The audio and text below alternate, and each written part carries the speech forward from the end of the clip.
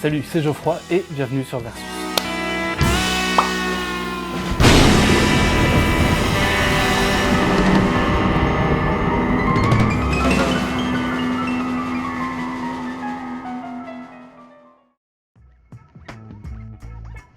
Alors le plus beau, c'est que ça va dépendre un petit peu des goûts. On a vraiment deux designs qui sont assez différents.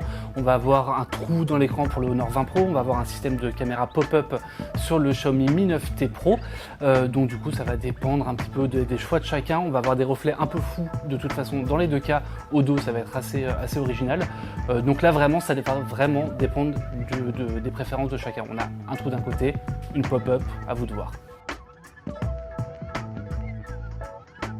Alors pour l'écran, c'est vrai que de toute façon, on va avoir une grosse différence entre les deux téléphones, c'est-à-dire qu'on va avoir de l'OLED sur le Mi 9T Pro, on va avoir seulement du LCD sur le Honor 20 Pro. Pour le reste, on a une bonne luminosité dans les deux cas, on a des couleurs qui sont un peu trop bleues de toute façon dans les deux cas, donc ça va pas changer grand-chose, mais du coup, on aura vraiment tendance à préférer le Xiaomi Mi 9T Pro, qui lui propose de l'OLED, donc un meilleur contraste, et avec aussi une meilleure colorimétrie, une gestion des couleurs qui va être plus fidèle sur le modèle de Xiaomi.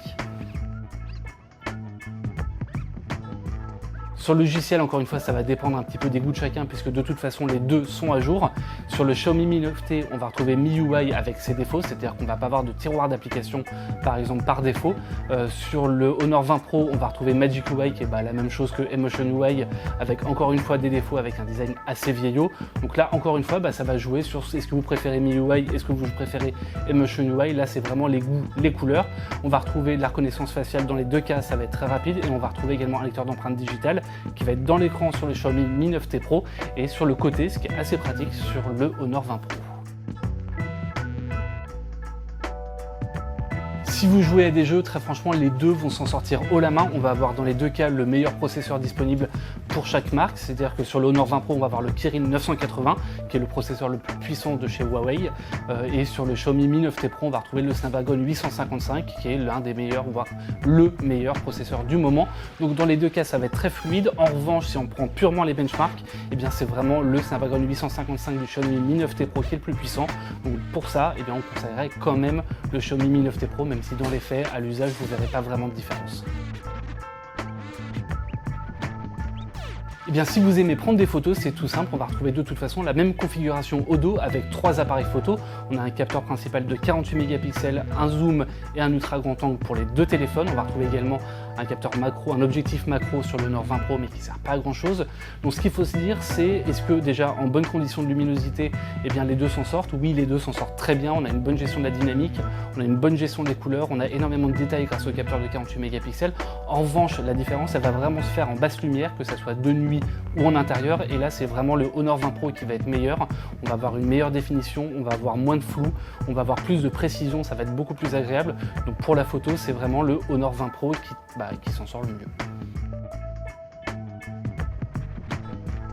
Alors pour l'autonomie, on pourrait se dire que ça va être la même chose puisque dans les deux cas, on a une batterie de 4000 mAh.